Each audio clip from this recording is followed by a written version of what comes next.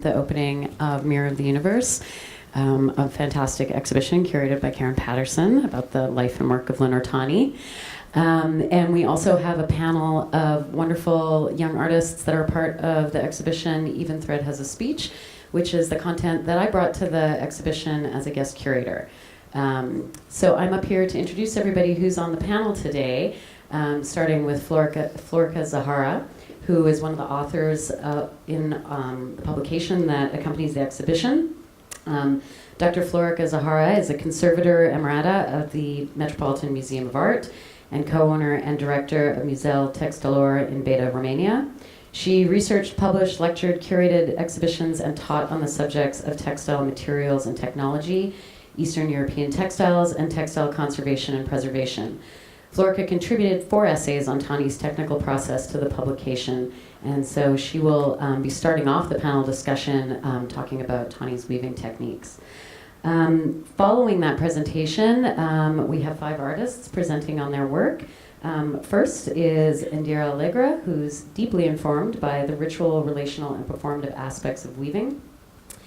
Allegra explores the repetitive crossing of forces held under tension, be they material, social, or emotional.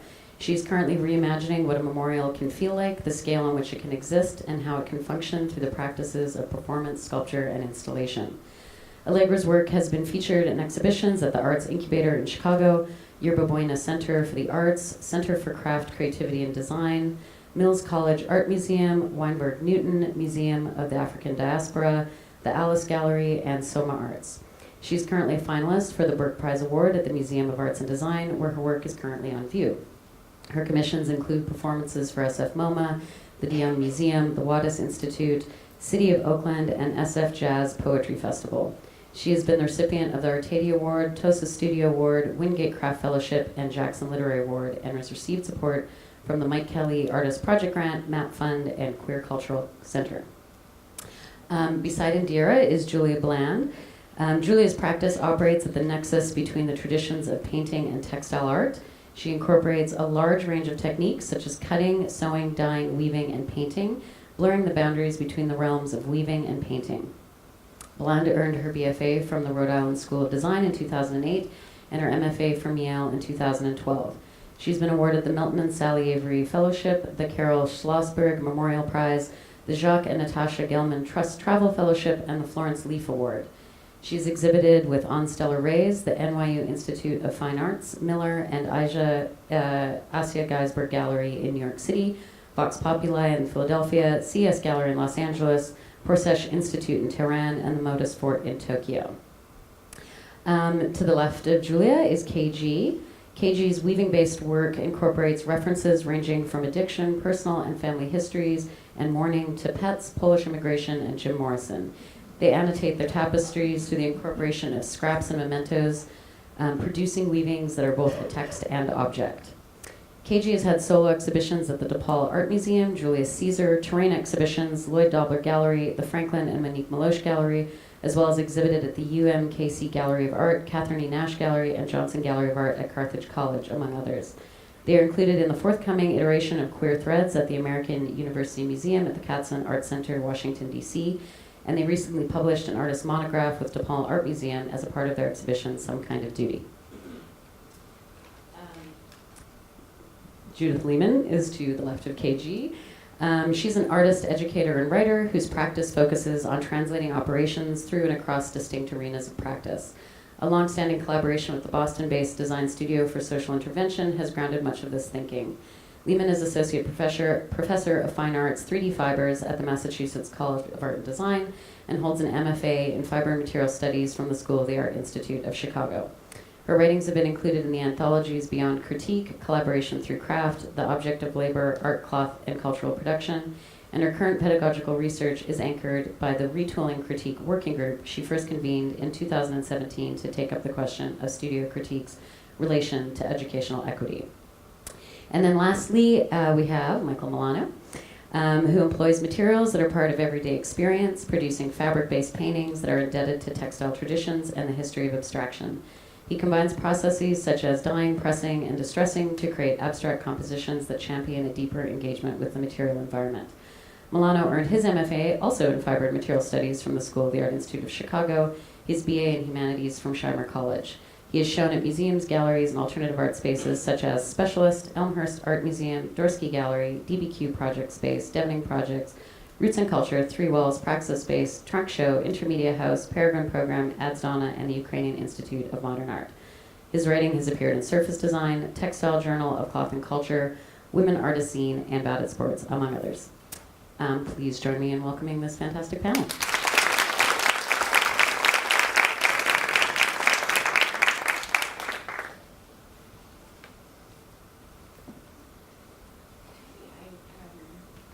Good afternoon, everybody. I think the microphones are working, or almost, yeah? For the convenience, excuse me, I will be seated so you can hear me.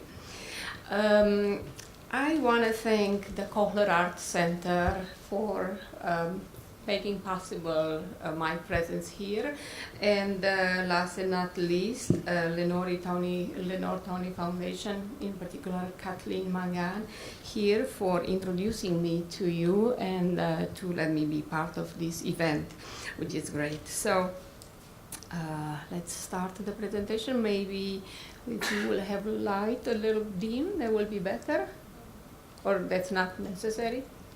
No? I don't know. I can estimate how that... Anyway, here we have Lenore Tawney, of whose friend I was fortunate to be from the early 90s until the end of her life. And Lenore has something interesting every day, if you will see her every day. She knew how to choose the fabric for the clothes she designed for herself. She knew how to listen to the bird sounds. She knew how to enjoy a glass of champagne or even the truffle that I often made for her. So I met with Lenore sometimes weekly, and most of the time it was in her loft in Manhattan. So I am so pleased viewing the exhibition today and see that the window, the magic window, you will see it when the elevator it will take you to her loft, is there. It's reconstructed and part of the exhibition, which is fantastic. So you're in the front of this magic world that represented Lenore's interest, and then only after removing your shoes, you will step in her studio, where you will see her creations and creation together with the living space, because for her was never separated one from another. I'm remembering seeing often part of her woven creations, and here are the woven form.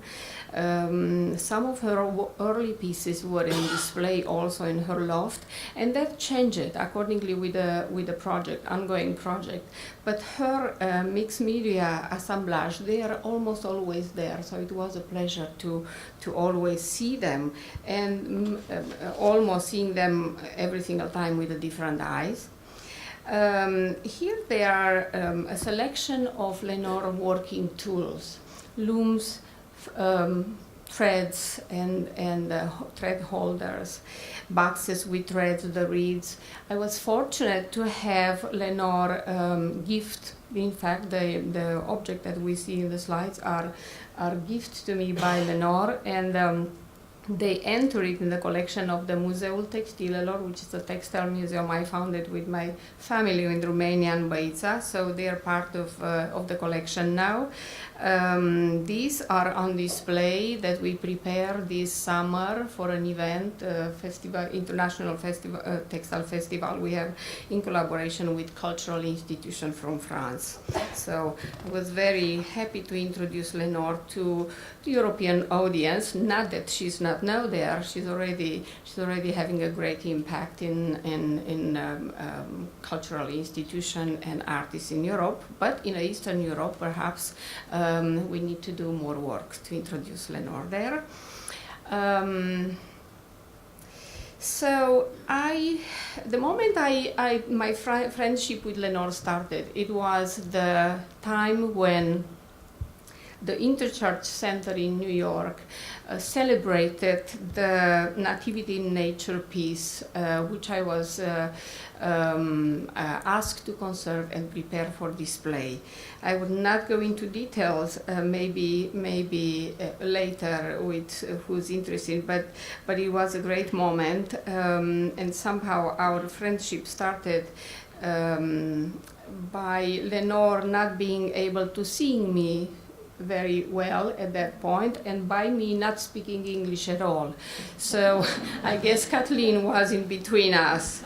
But our friendship, it got stronger and stronger. For me, it was a crucial moment. I never seen before Lenore's work, and having a chance to see it and to touch it, the privilege of a conservator to touch the artist's work, it was really an enormous surprise, I should say almost shock for me, coming from a traditional country where tapestry weaving, it's a classic tapestry weaving and has nothing to do with Lenore's innovation and breaking rules of a traditional weaving. So you are seeing the mixture of materials, you are seeing the mixture of weaving technique, which is done with such ingenuity. And yes, this is one of the pieces that stays with me and will stay for the rest of my life. Another piece that it's dear to me, it's Lost and Proud, that I'm happy to also to see it in exhibition earlier today.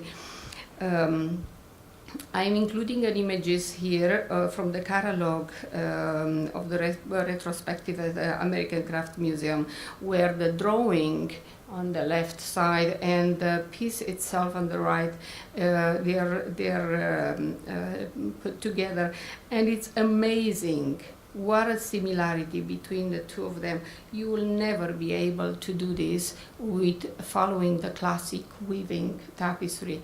Lenore was just, again, breaking the rules and working towards transposing her drawing lines into the weaving. So what did she do that, and why is Lenore's work so controversial, at least this part of the early work? I think we have to talk a little bit about classic tapestry weaving, of which images, the two on the right side, I included. So what tapestry means, tapestry weaving, is you will have the vertical element, which is the warp, and you will have the horizontal element, which is the weft. The two interact with each other in a relationship of perpendicularity.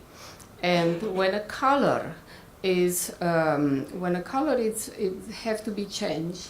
Let's see, I don't want to, has to be changed. The weft turned back, and before that it's being connected with the neighboring weft in a various technique. It could be dovetailing, it could be single or double interlock, or simply left as a slit.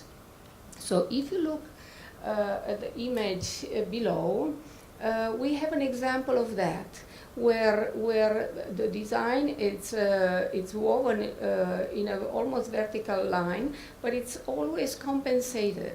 Another characteristic of tapestry, the weft covers completely the warp. Well, we're looking at Lenore's pieces, and what do we see?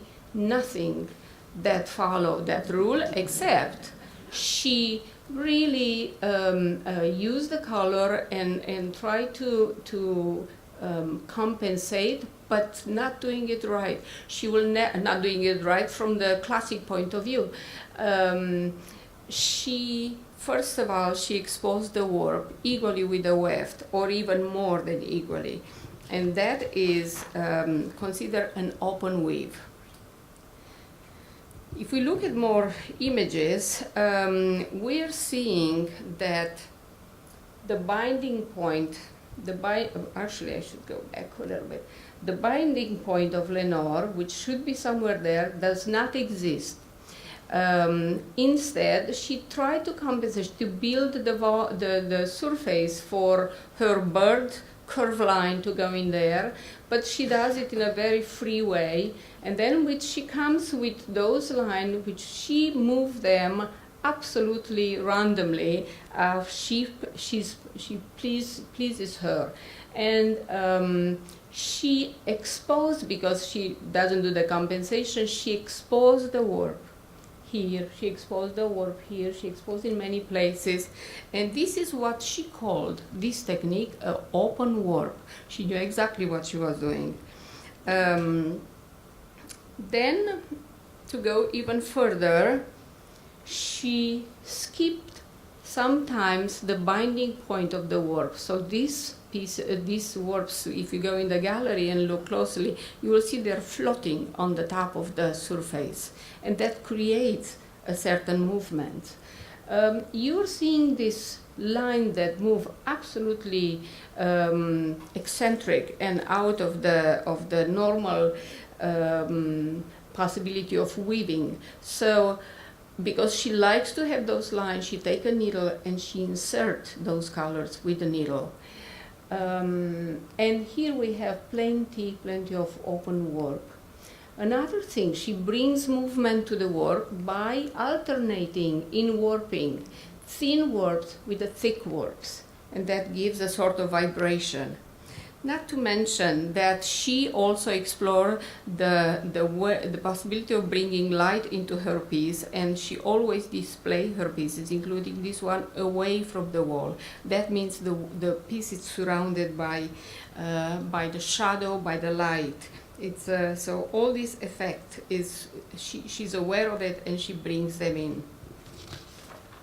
She uses contrast color material. Oops, sorry, and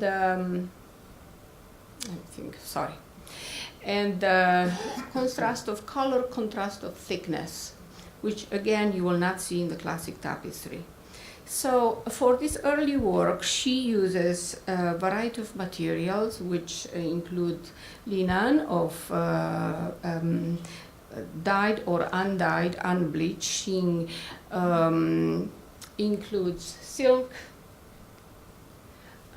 cotton, wool, and even metal thread. They're all part of her creation.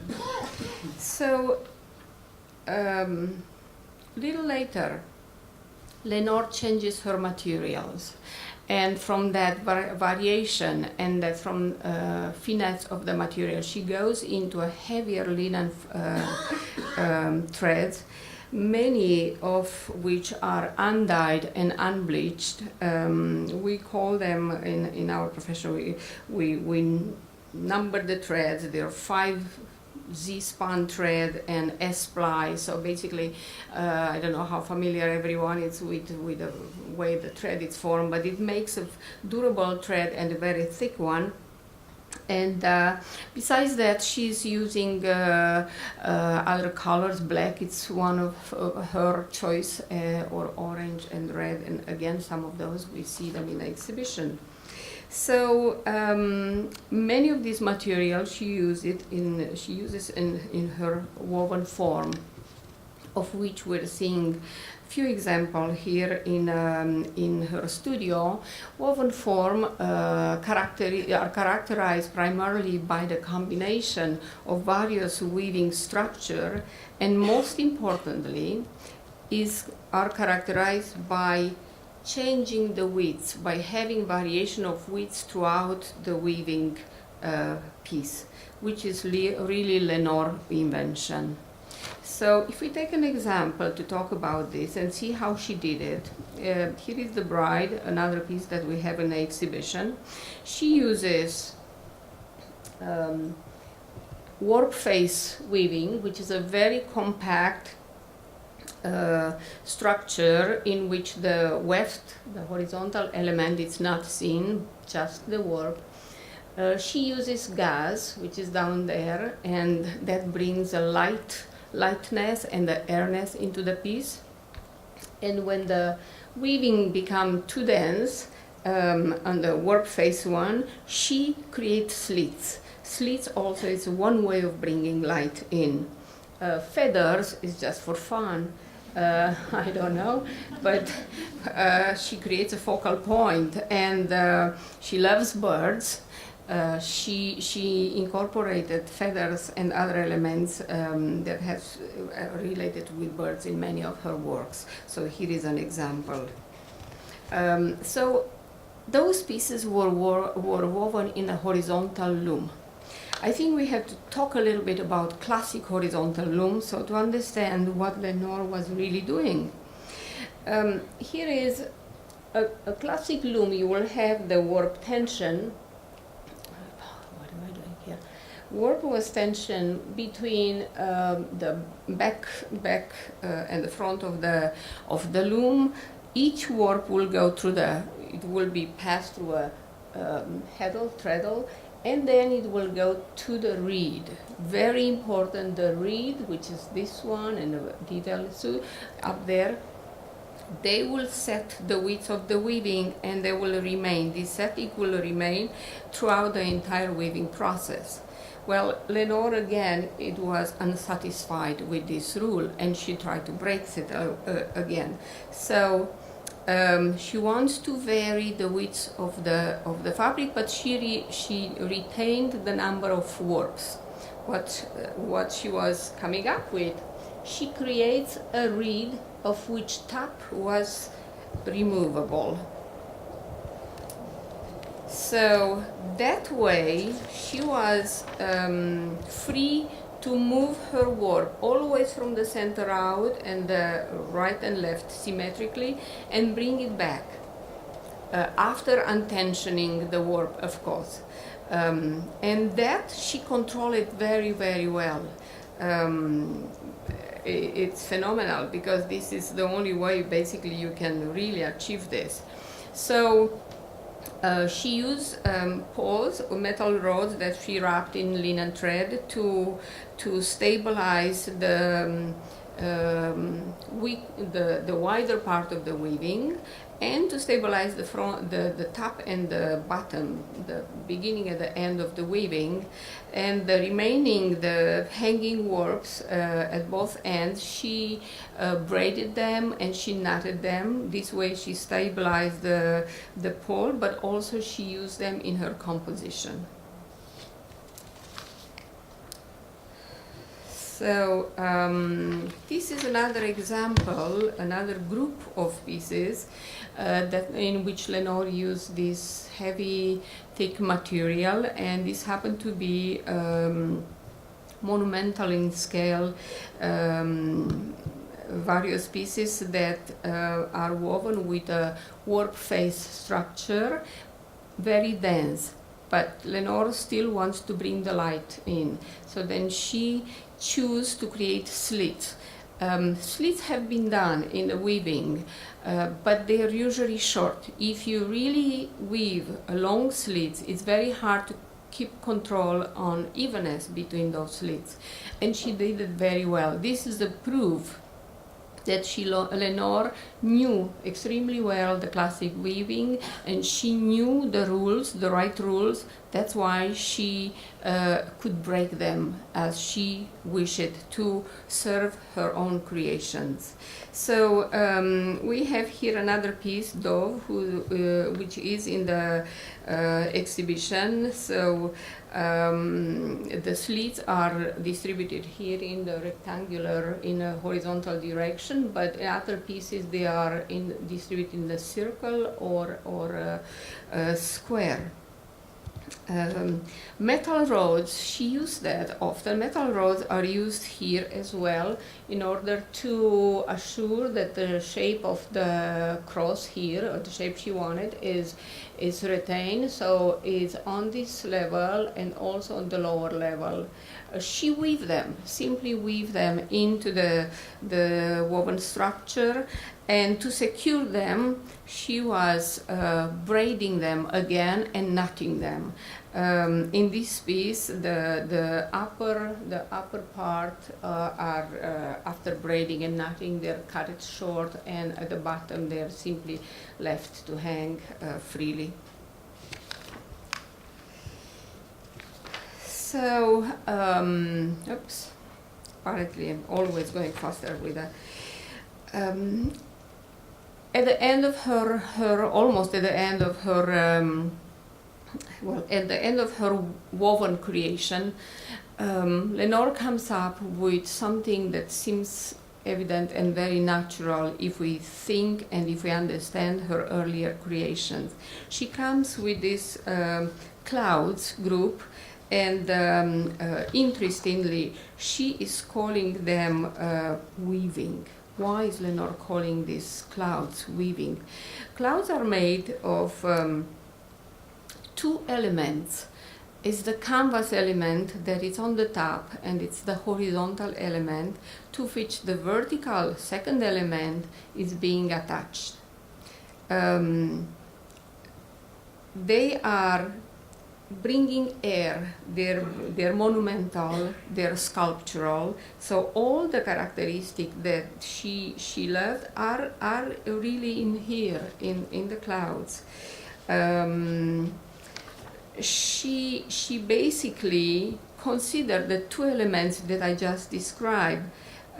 She compared them or create a parallel with the classic weaving, where the warp and weft interacts. The only thing is that here the interaction between the two elements has happened only once. It's not repeated as in a classic weaving. So the interaction is once on the top of the canvas. There is a little here, the linen thread is knotted above the canvas. Then the linen thread is knotted again at the bottom below the canvas, and from there it's hanging free. To accentuate, to bring more light into the piece, then each square, which is mathematically calculated to assure the equal distribution of these threads, are painted at the center. So this is one other way to bring light to her work. So basically, what is very important is she interacts threads with canvas in a relationship of perpendicularity to each other, simulating the warp and weft relationship in a conventional weaving. And for her, this was sufficient for redefining the definition of weaving. And therefore, she calls those clouds weaving without weaving, or vertical weaving in volume. So it was really a creative process, very aware of it. It wasn't anything accidental. What happens after this? Lenore continues she stopped her weaving, but she continued to interact the two elements, the same idea of the weaving. And here we have the example where the threads are interacted with the plexiglass. They're pursing the plexiglass in a pre-established order. And of course, this work is inspired by jacquard weaving loom, and here is on the an example of jacquard element, and luckily we have it in the exhibition as well. Is remarkable. I'm very glad about that. And it's just one details of how the threads and the plexiglass it's interacting. Here it's on the upper, on the top, but the same things, the same process is repeated on the bottom. So I think what we are seeing today, the exhibition, that it's so incredible, beautiful, put together, and with an amazing catalog, and with this great effort of so many people. It's a tribute. It's an enormous celebration of Lenore work, and I'm so grateful to be part of it, to allow me to be part of it. So thank you again, and thank you for your attention.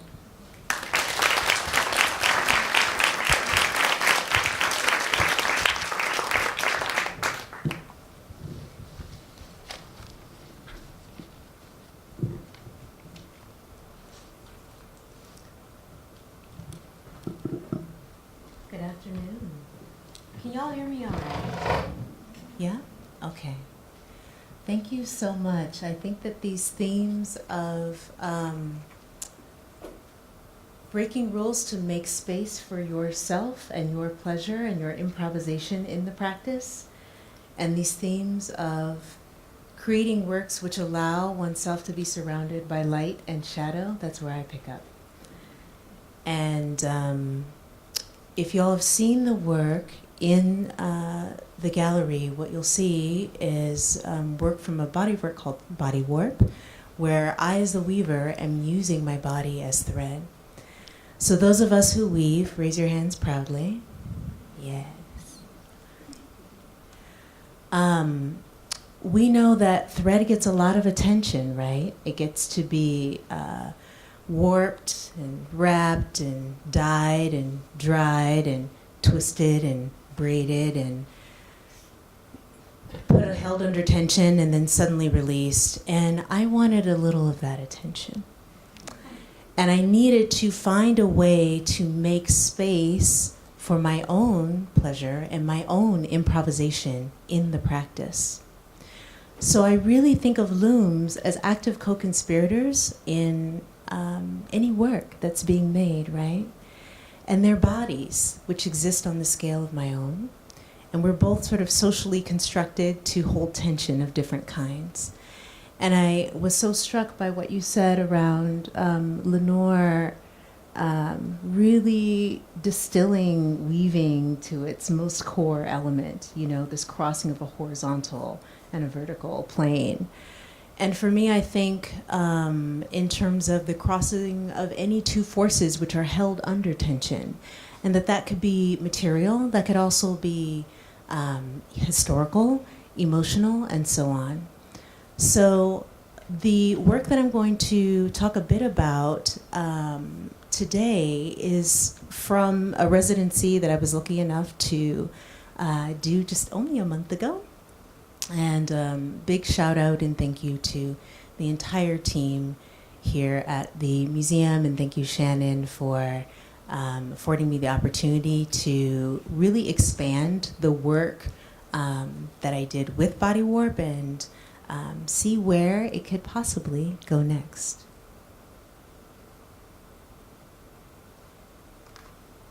So what happens when a place or an object that once held meaning for us no longer resonates with us as a community? Who's ever had an item of clothing in their closet that just wasn't your style anymore? Awesome. And who's ever felt really good around cleaning a closet out? Awesome. So we're all on the same page with that. I feel that the act of decommissioning, the act of putting something to rest which no longer resonates with you, so that a new purpose can be found for it, is really powerful. And I had the privilege of working with 4 community members here in Sheboygan on a performance project around the theme of decommissioning.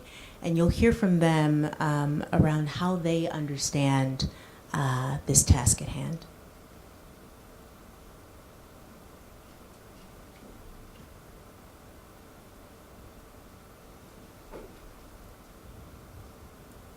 Decommissioning to me means finding a space where either the energy is off or the purpose that it was used for doesn't apply to the world anymore, and finding a place to either basically put the ghost to rest or find new life for it. What it means to me is to kind of put something out of service, to realize it's the end of its utility, and then just to kind of formally say it's done. Putting to rest something, it's saying like we don't need this anymore, but in like a very respectful way that honors what it used to be, and maybe decommissioning it as in like we want this to be over with, or decommissioning like we want to change the energy. I think in general you don't really decommission something that never meant anything to you. You decommission something that used to have meaning to you or used to have other meanings to other people? right now as a way to sort of repurpose a space, I think has been the most helpful way for me to think about it. And kind of helping a space to find new meaning, and trying to make it fit the community. So it's this kind of interesting idea of a space that doesn't really fit how it was originally constructed, and so trying to make it work in some way. Yeah.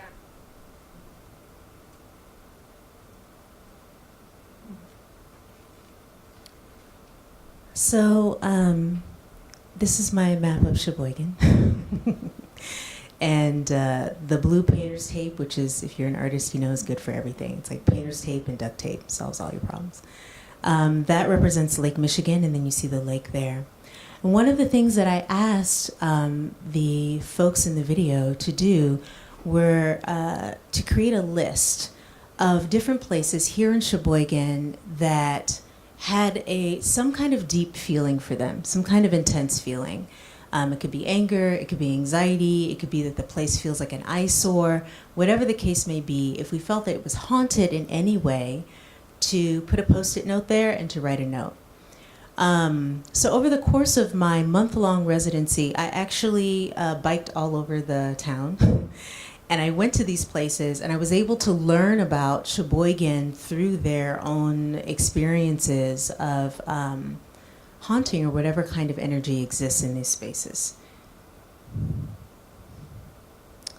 And you'll see there was a variety of places, the Masonic Temple, there's a boat skeleton, which is up here if you take a walk along the lake, the high school, and then tucked underneath that pink Post-it on the right-hand side, you see the armory.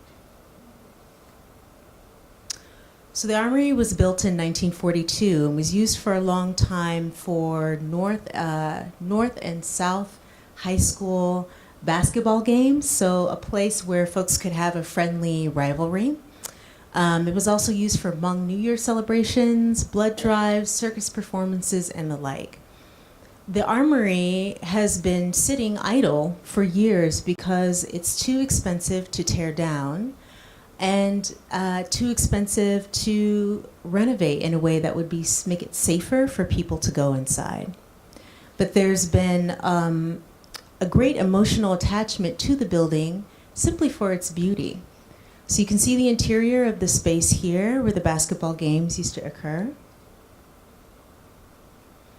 And a sense of the kind of slow decay which is happening in the interior space.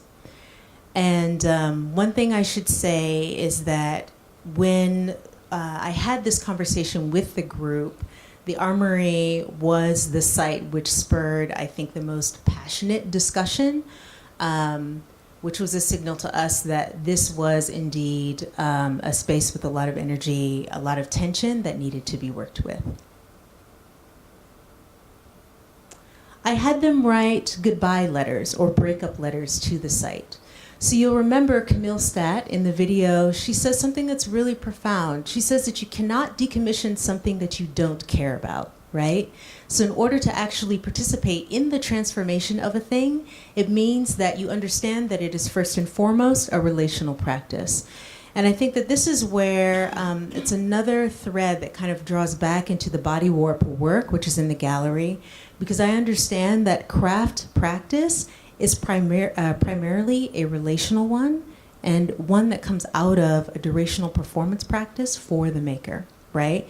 So if you didn't have a maker who was in a relationship with their tools and materials and willing to visit that relationship over and over again for many, many hours, or months even, depending on what you're making, we wouldn't actually even have the objects. Here's some other letters.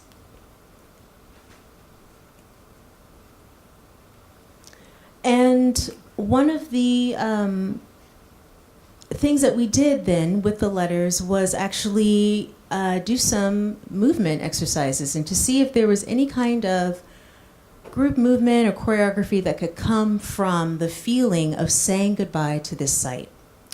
And so you'll see us working here on this stage together as the goodbye letters are being written.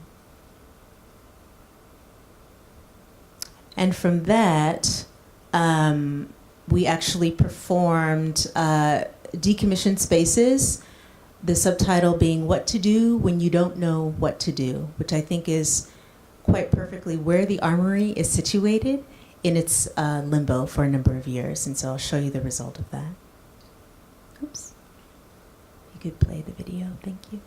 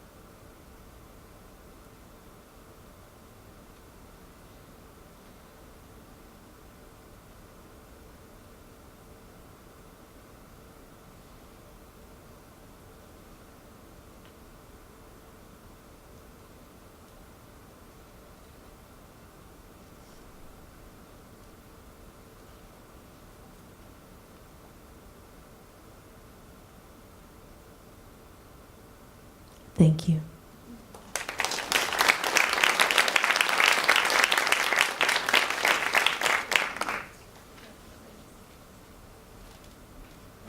Hello?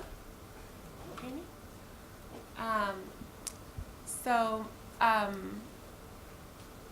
My work occupies kind of a place between painting and weaving. Hearing you speak about the way that Lenore broke rules and figured out her own systems, it's definitely kind of a good place for me to start as well, maybe. And when it comes to painting and weaving, one of the things that has drawn me to both of those practices is sort of the infrastructure around the object that you're making. So the loom itself, in the case of painting, the stretcher. And I've always been very interested in the way that the center of an image and the edge of the image interact and inform each other. So and there's a tension that's building in both cases. And I became increasingly interested in that, to the point where having that solid frame of the loom or the stretcher, it just became unsatisfying, I suppose. And I wanted to have a more nuanced relationship of how this thing was holding together. So that's how these larger works sort of came into being. So I'll use painting materials, canvas or linen, or I weave sometimes large swaths of fabric that I use. And then the materials themselves become the frame in different ways, whether it's through their weight or through coating them with paint and using the paint itself as a kind of structure in its own right, even just as thread kind of has this fluidity and malleability, and then it can become taut and have its own structural capacity. Paint also, it can spill and it can drip, and then it can also stiffen and create its own strength within the piece. So for me, it's always kind of a movement between one and the other, and the nuances between of how this thing is going to hold together in the end, which really is an experiment every time. So I just took a couple of images in my studio before I came, of details of how these surfaces are put together. So this piece, the top part is fabric that I wove, and then I painted it at various points while I was weaving on it, afterward. And then it became so sharp and heavy that when I cut it, it actually made these very crisp lines. And I was able to use the fabric, which was once so soft and delicate, as the support for the other materials that were entering the scene. And then at the bottom, you can see that I made this kind of frame for the work out of canvas that I twisted into ropes. And then I kind of crocheted them together in these zigzags. And anyway, there's a lot of stuff kind of going on, and each of the materials operates in a number of different ways before it's over. So yeah, here's another image of that piece. You can see Lenore's influence here, I think, from one of those previous details of showing the warp threads and definitely using the thickness of the yarn to create an image. It really affects the space. So, yeah. Here's another detail. So you can see here a net that was hand tied with linen threads, and then it's kind of delicately one by one connecting each of these strips of canvas. So whereas in some of the pieces the canvas can occupy a very solid large area, here the canvas becomes very precarious, and I'm just slowly tying it together, hoping that it will stay straight. Yeah.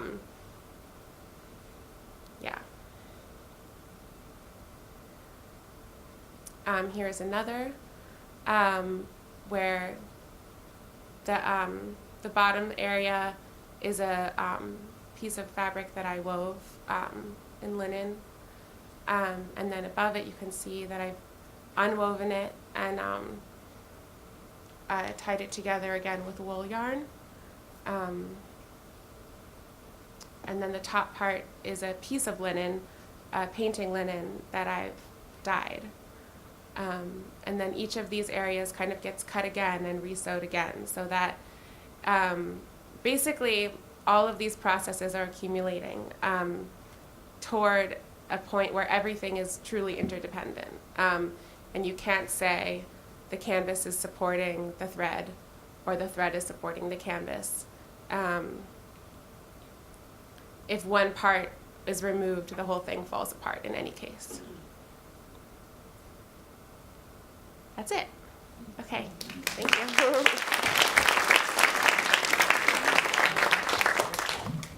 Hi.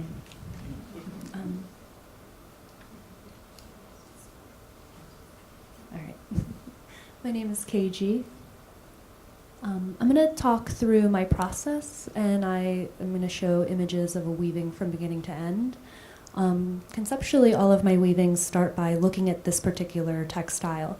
When my family fled Poland in 1984, my mother packed this and brought it to America with us. And one of the reasons was that it's a mobile thing, it rolls up. And I think about that when I think about textiles, their mobility. I'm a studio rat, but I like to leave and have adventures, and I like to take my studio with me. So mobile looms and things like this are really important. Something about this textile is it hung above my couch my entire life. When I turned 18 and went off to college, my mother gave it to me, and it continues to hang above my couch today in my studio. So I look at this, and what I see is a bunch of flowers framed in a square. And this very much reminds me of Jim Morrison's grave, which is in fact a bunch of flowers framed in a square. So I grew up listening to the Doors and looking at pictures of the Doors. There was no internet at this time, and this grave was this really elusive site for me. Also because there's no proof Jim was ever buried here. So there's many pictures of this site. It's filled with flowers, yes, but also trash and all of these different objects. Sometimes they're gifts, little sculptures, things like this. They really speak to who left them, not just about who Jim was. And I also think about the Doors' last album, which is also a square within a square. And I use this color palette quite a bit in my work, too. I'm very into maroon right now. I see a lot of you wearing maroon. So I'm always thinking about a square within a square and what even a very thin frame can offer in terms of support, and then what can happen image-wise and object-wise within that field. And these are finished. Here they are on looms. The weavings are made on looms that are the size of the weavings. They're framed tapestry looms, and each one, no matter what scale, is a single continuous warp. So the warp in a weaving is the tensioned string that you will then interlace other, possibly softer, stranger materials through. The warp has to be strong. Here, the weaving on your left is dotted with cigarette butts that I smoked. And it is a single line, thousands of yards, that I dressed on the warp, then took off of the warp, then strung with beads like a necklace that Jim Morrison wore and died in, and then rewarped, and then finally wove. And the way I wove is little circles that mirror mouths. They're called lozenges, which is a joke. I make weaving jokes. The one on the right, I also dye a lot of my materials, and I do this with dye materials from my daily life. So it's dyed with coffee and strung with joints that I smoked with friends. All of these, like I said, are made on frame looms. So once I started thinking about how I make the larger weavings, I'm always going on residencies and traveling, and I designed this nesting loom set. Because of this design, I'm able to warp independent, full warps. And I'm also able to kind of, like this one, here's popcorn for scale. So they range in scale from like 3 to 5 inches up to 8 to 10 feet, and they all nest within each other. And I can use them independently as a single loom. Here's me dressing a larger one. Sorry, I'm also getting tech support in real time. Oh, shoot. Oh, they are? I was just warned not to do this before this presentation, and then I think I did it. I'm no longer pressing buttons or touching anything. Okay.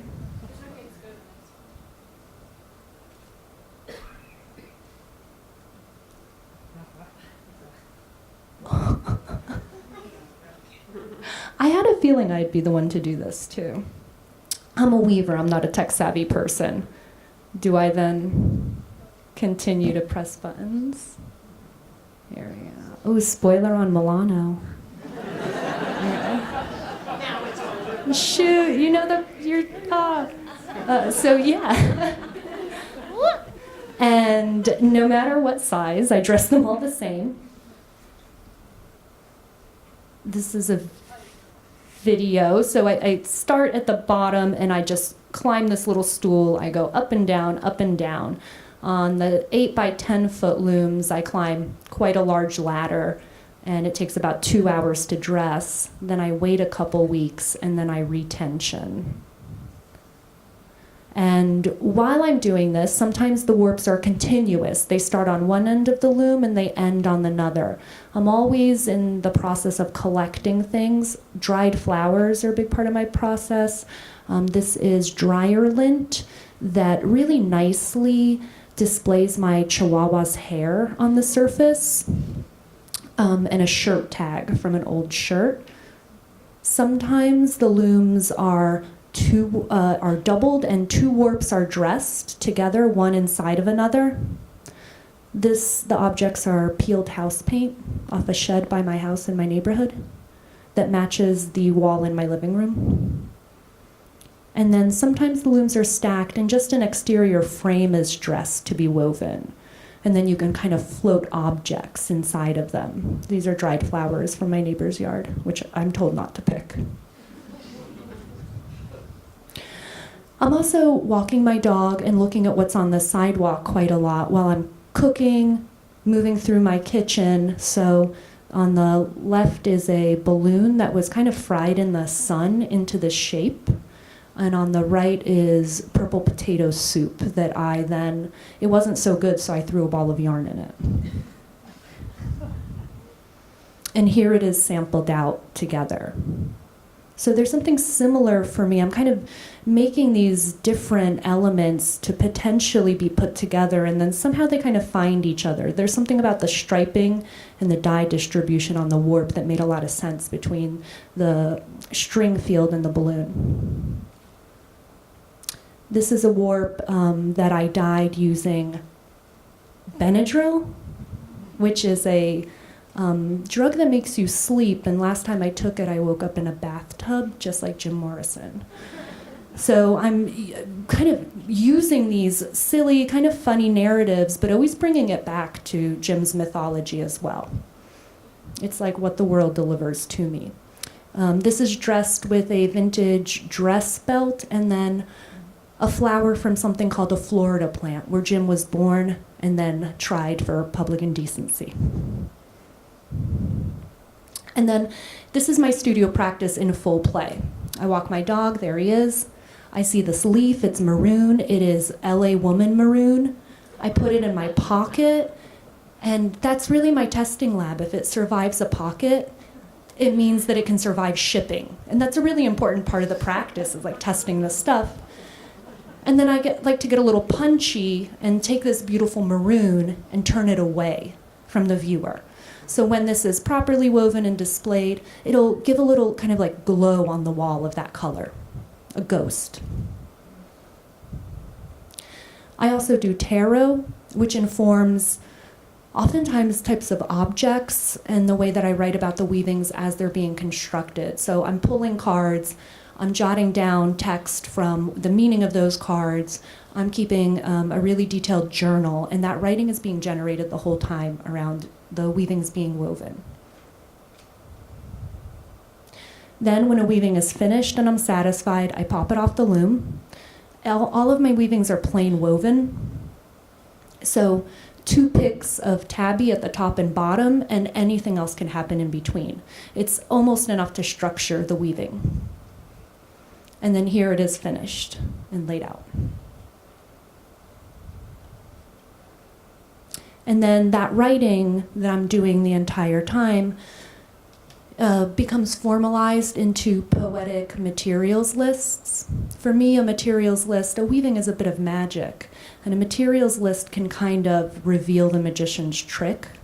So I try to give lists that expand the meaning of the weaving, but also continue to complicate it. So there's the actual materials at the bottom, which is how I would more or less list it, and then the preferred material list at the top.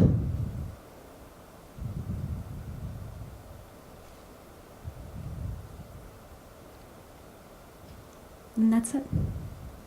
Thank you.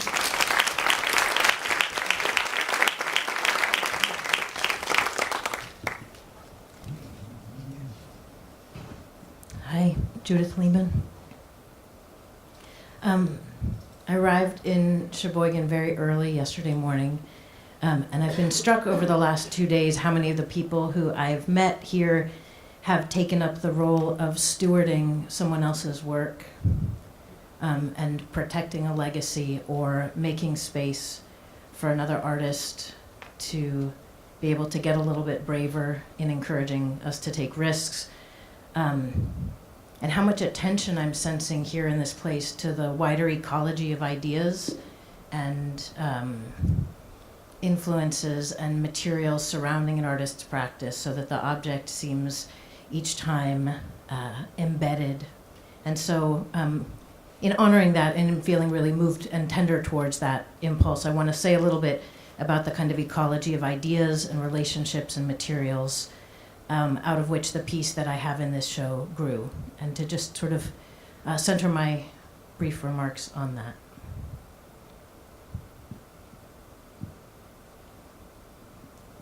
So in my early 20s, I learned that there was a place called Penland in North Carolina, and I sent off an application for a 2-month fall concentration there, thinking that I would use this opportunity to become a woodworker. And I got a phone call back that said, unfortunately, I was really late in the application process. There were no more woodworking spots, but what I consider taking one of the available spots in the weaving course. And in one of those beautiful moments where you just have no idea what you're stepping into, I kind of shrugged my shoulders and was like, weaving seems cool, sure. And off I went to Penland and learned how to weave in a remarkable studio and surrounded by a history that I would only start to learn later. When I came back from that time at Penland with my first weavings on hand and showing them to everyone, someone offered that I should look at this book of an artist named Lenore Tawney and put this book in my hands. And the first image that I opened up to was a picture of one of the cloud pieces being unknotted. And there was a permission that opened in that moment that I think continues to feed the work that's in the gallery now and feed my teaching and feed my thinking, which is that what I saw in that cloud piece was an intensification of the embodied experience I had winding a warp. This sense of warp threads coming through my hands and just the thick experience of that, how much I just wanted that to be what kept happening. And I think, Indira, your way of talking about desire in the loom is absolutely active in that moment too. And to have that kind of permission to see what I as a young artist read as a willingness to dwell in one moment of a process and to not necessarily need to see that process through to its usual completion, that there could be a kind of intensification. Years later, I came across this short passage by Gertrude Stein, "There's no such thing as repetition, only insistence."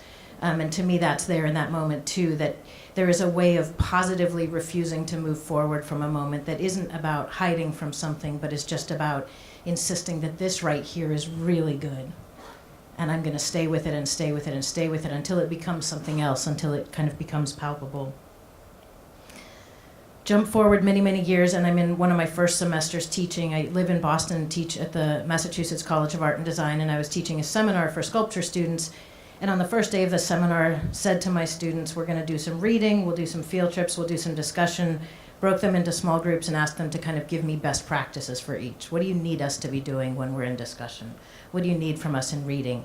And the reading group had some totally reasonable suggestions. And then as they were getting to the end of their explanation, one of them sort of burst out and was like, actually, I'm pretty busy. And I'm wondering, I don't always get to the readings. Could you just read them aloud to me? And I sort of did a crass mimicking of a mama bird spitting up worms into the baby's mouth, and was like, sure, I'll just call you every morning of class and just read you those things. And we kind of left it alone, and towards the end of class, another student piped up and was like, would you actually read aloud to us? And I realized that I really wanted to. I really, really wanted to, and I didn't realize that I wanted to until I was asked. And what ended up happening is I went home, and with way less weird anxiety than I normally invest in any kind of undertaking, within a day I had a little 20-minute audio broadcast. And the conditions of that first audio recording were that I stripped all citational information so that there was no marker of whether this came from a high or a low text. They were the findings. They were findings. And they didn't need to be named by author. This wasn't proper scholarship. This was about putting objects on a shelf in a vitrine next to each other and setting up relationships and an opportunity to be kind of caught and honestly seduced by reading. And that practice went on then for the rest of the semester, and I set really weird conditions that, again, I didn't understand till later. I told them no one had to listen to it, but I would make one in between every week's class, between every 2 weeks of class. And they were forbidden from talking about it in class. So that kind of prohibition or positive no meant that later on in the semester, a student stopped me in the hallway and was like, I know I'm not supposed to do this, but last week was spot on. And I was reading to them individually. I was listening to what was happening, and it became a kind of dream life for our class. And I continued that in a number of different, for a number of years in different venues, and it's been a few years since I've taken up that reading aloud. So once it was a reading companion for an exhibition, a couple times it was that, other times it pretended it was a kind of correspondence course and dishonestly offered a certificate of completion at the end. There was no such thing. But when I had the invitation to participate in this exhibition, that wish to take up reading aloud came very strongly again. And as I sat with trying to understand what it was that I wanted to contribute to an exhibition, in proximity of an artist whose work was so important for me to see as a young person, there was this doubleness that took hold of me. And the title of the piece, This Shaking Keeps Me Steady, came out of wanting to name and keep that doubleness open. And the doubleness consisted of, on the one hand, this love for language, particularly language that sits around texture, textile, touch, text, language, lips, all of that sort of really sensual, near-at-hand language. How much I wanted to be in the company of that and echoing that outward, and how difficult I found it to allow myself that when there is such an urgency at play at the wider horizons, and not even that wide out. But how could I both acknowledge the joy of that kind of language and the need to be doing other kinds of reading or informing myself what's happening in my wider world, and to not shut down that shaking, to not shut down that trembling. So what resulted was this wall piece, printed wallpaper, generated by going through the books on my studio shelves. One wall of my studio is a bookshelf, and that act of reading is a generative space for me, and I don't read responsibly. When I write a paper, if I need to cite things, I do it responsibly. But the studio part of it is really finding. It's a kind of passing, looking. And so I allowed myself several days of pulling the books on my studio shelves that had to do with textiles and just skimming them the way you would walk and just sort of absentmindedly be looking at what's in the environment. And when a phrase would jump out, it got copied onto this document. And so several days of that, and then that was printed into this wallpaper that you see at the end of the amazing archive section of the exhibition, wanting that wall to be there. So the intricacies of that language living in my handwriting. It was a funny discovery to realize that in the same way that a beginning weaver has a selvage that just won't act right on one side or the other, that my intended straight margins also have a selvage-like behavior. And then there's an audio speaker, and on that I compiled and brought together texts that were all pulled from open browsers on open tabs on my phone's browser. So those are things that people texted to me, you need to read this, do you know about this? Or someone posted on social media, and maybe things I couldn't immediately read, but felt that sense of you need to know about this, you need to understand what's happening there. And the backlog of those, honestly, the 60 open tabs with various atrocities that I need to understand, and I do need to understand them, but how to how to hold all that and how to just how to hold all that. The rest of that poem from Theodore Rothkir, the ending of it, which is called The Waking. This shaking keeps me steady, I should know. What falls away is always and is near. I wake to sleep and take my waking slow. I learn by going where I have to go. So that's the offering that I wanted to make into this exhibition. And yesterday in the walkthrough, there was, I got to sneak in and see the show, that's really beautiful. There was a lot of talk about mystery and the mysterious and ways in which things got connected. And I had one experience with the mysterious that I would like to just share by closing. I was part of a Quaker reading group briefly, and there was an engineer in that reading group, and the engineer told about something that happened to him, and someone else in the group asked him if he thought that that was a mystical experience, because it sounded to them like a mystical experience, and the engineer's response was, it certainly had the structure of a mystical experience. I offer that to Lenore and her deep wisdom around structure. Thank you.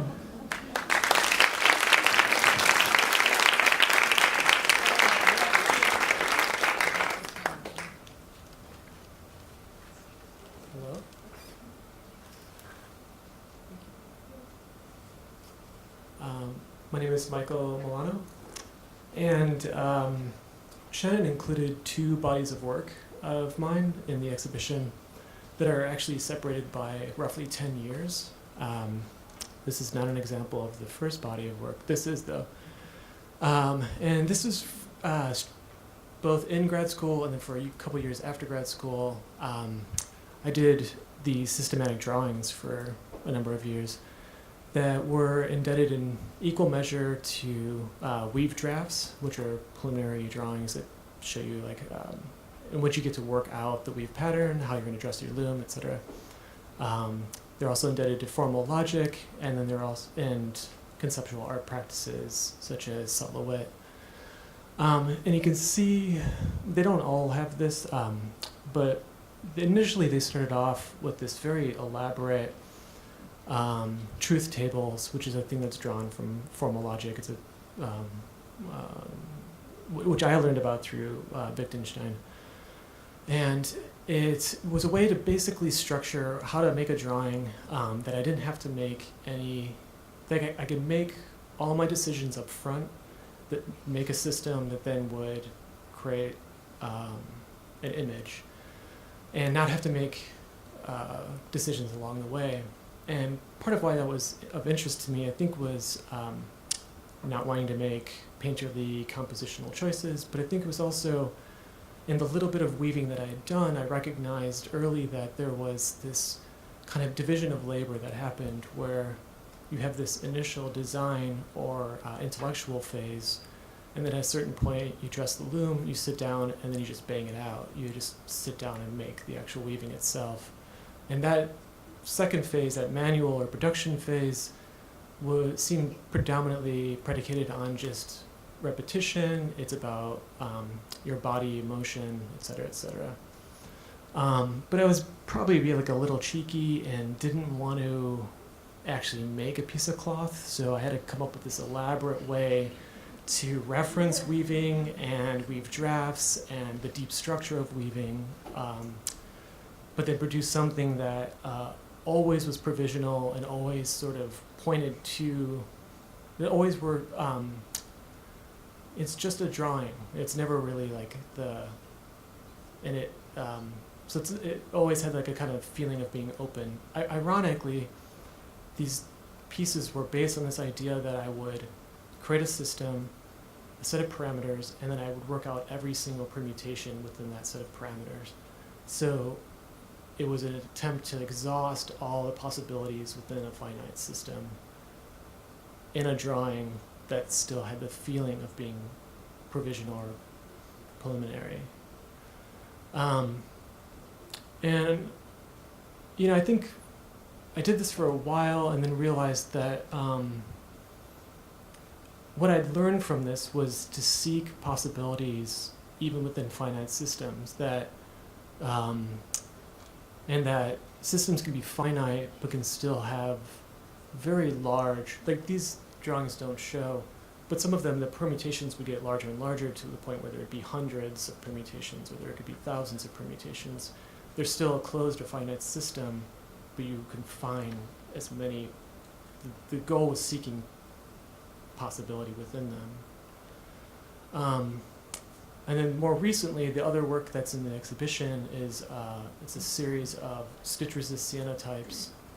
For these works, basically I would stretch a piece of cloth. It's very cheap cotton broadcloth that has been purchased at a Joann Fabrics, for instance. And it's printed with this dot matrix, this polka dot pattern, which I then use as like a kind of graph paper and produce this elaborate hand-stitched pattern, which I then, I don't know if you can see, I think on the corner you can kind of see that there is this printed dot pattern that I'm using, which I then coat with cyanotype, which is just an early photographic process. It's very simple chemicals that I can use in my home. Coat this piece of cloth that's been prepared, expose it to the sun for about an hour, and then remove all the stitching. And what that does is it produces this index or trace of all the handwork that had once been there. This detail probably shows a little bit closer. You can see this was just a piece of red and white polka dotted, just, you know, the cheapest material. And these are indebted in large part to embroidered samplers, you know, specifically like 19th century English and American embroidered samplers, as well as various forms of like, other sorts of global and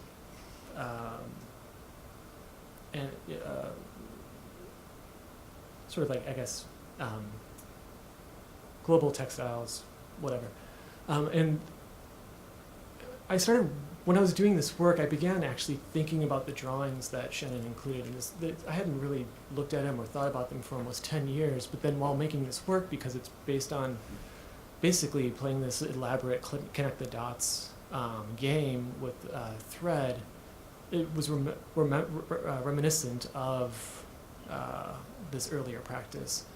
But the difference is that, well, here, so embroidered samplers are one, and then here's this other sort of fragmentary motif, which a lot of them have a sense or feel of being a fragment, to sort of double down on the fact that they are a kind of artifact that I could have used thread and used any other mediums I wanted to use thread as a stencil, but by using a photograph, it sort of immediately historicizes this handwork. And so I wanted to double down on this historicizing of handwork by making a fragment or an artifact. And while the two bodies of work are related, one of the distinction that only sort of recently became obvious was that the first body of work was about exhausting permutations, exhausting all the possibilities. And this newer body of work, actually, because of its fragmentary nature, suggests that it can continue on further, that this is only a small sample of a much larger practice. And that's about it.